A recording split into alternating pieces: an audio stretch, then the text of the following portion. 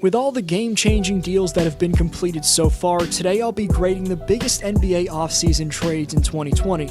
The Warriors doing their best to mimic Klay's production by signing Oubre Jr., new Sixer GM Daryl Morey finding a home for an awful contract in Horford while getting a solid return, and the Suns acquiring an all-time great point guard are just some of the trades that have shocked us. Stay tuned to see which trade's most impactful to their team's chances. If you're already subscribed, welcome back to D-Flow Hoops. If you're new here and a basketball fan interested in NBA rankings, predictions, and stories, please subscribe and click the bell so you get notified every time I post a new video, which is at least twice a week.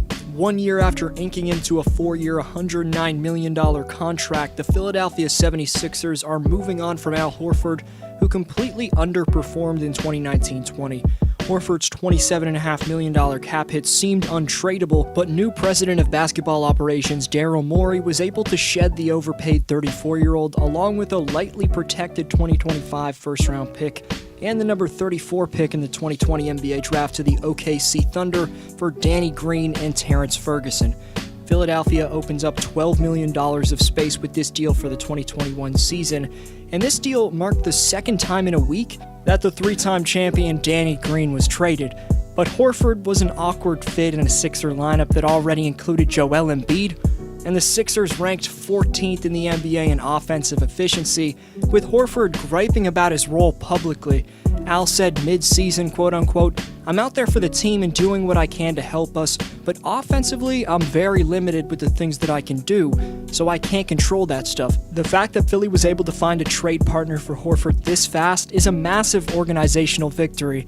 Al's value is at a low point, but getting rid of his contract was the first major move under Daryl Morey, and what makes this an A+ acquisition for Philly is the fact that they handled their priority of removing Al from the equation while only having to give up 2 draft picks, one of which is lightly protected and the other is a second-round pick.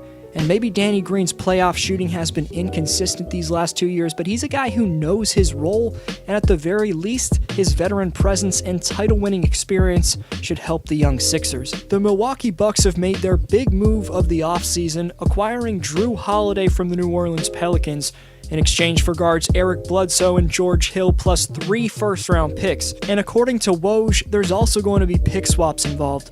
Milwaukee sacrifices their entire future in a thinly veiled attempt to try and get Giannis to sign a max extension, but in terms of the move for Holiday, at 30 years old, Jrue's one of the league's best defenders and one of the top players on the trade market.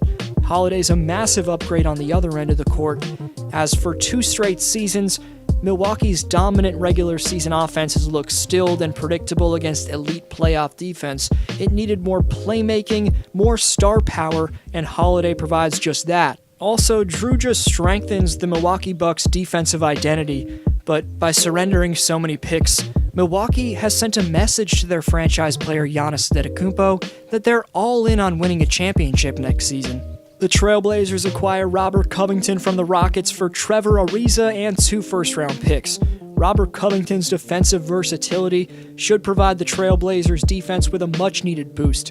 Covington doesn't need the ball in his hands to be effective, and that's perfect for the Blazers' offense. Defensively last season, Portland ranked 27th in defensive rating. That's where Covington can change. He's not a one-on-one defensive specialist, but he's a first-class team defender and is extremely smart on that end while having a 7'2" wingspan. He should fit nicely spacing the floor out for Dame and CJ and making up for that backcourt's defensive mistakes. The first major domino of the offseason to fall was Chris Paul heading to Phoenix as the Suns swung a trade with the Oklahoma City Thunder for the future Hall of Fame point guard. Phoenix sent Ricky Rubio and Kelly Oubre Jr., who've already been shipped off by the Thunder in another trade, plus Ty Jerome, Jalen Lecque, and a 2022 first-round pick to OKC for Chris Paul and Abdul Nader.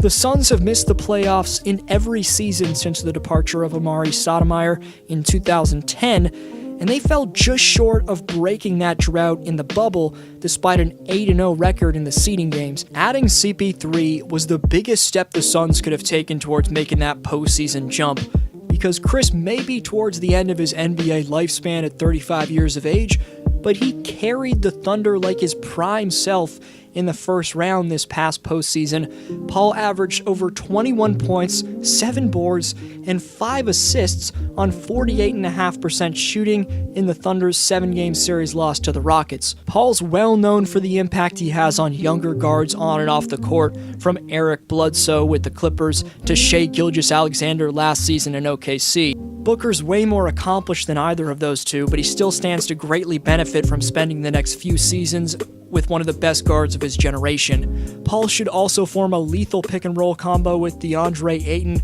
so all around, a beautiful move for the Phoenix Suns. And I'm giving this win-now trade an A because the Suns are firmly back in the playoff mix. They've got one of the more impressive trios in the league with CP3, D-Book, and the beast in the middle, DA. Before Green was shipped to Philadelphia, he got traded by the Lakers along with a 2020 first-round pick, and the Lakers received the speedy Thunder point guard Dennis Schroeder in return. The Lakers were thin at the point guard spot last year, and the trade for Schroeder makes perfect sense. On a podcast with Chris Haynes, Anthony Davis called the Schroeder addition a great pickup and also said, quote-unquote, Dennis can easily win Sixth Man of the Year any given season. He played great alongside Chris Paul and Shai, and I think that he's tough. He shot the ball well this year, he can get in the paint, he can find guys, and he's very, very scrappy. Personally, I'm giving the Lakers an A in this deal. Ricky Rubio's going back to the Timberwolves where he started his career, and after Rubio was dealt to the Thunder in the CP3 trade, OKC moved Rubio in a deal where the Wolves gave up James Johnson and the rights to the 17th pick in the 2020 NBA draft to receive Ricky's services.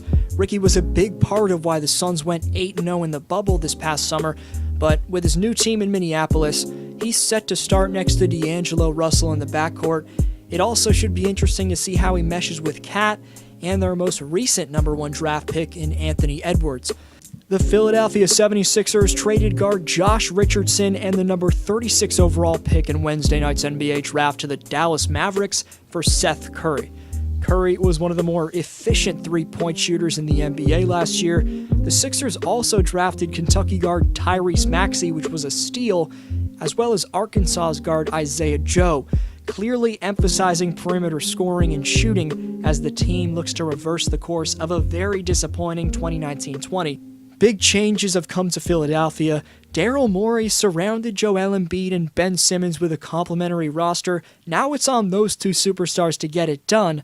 But while their new coach Doc Rivers will look to build the right system around these two stars, it's going to be very interesting to watch play out. Before the last major deal I'll deeply break down quickly, here's 3 other minor deals that happened.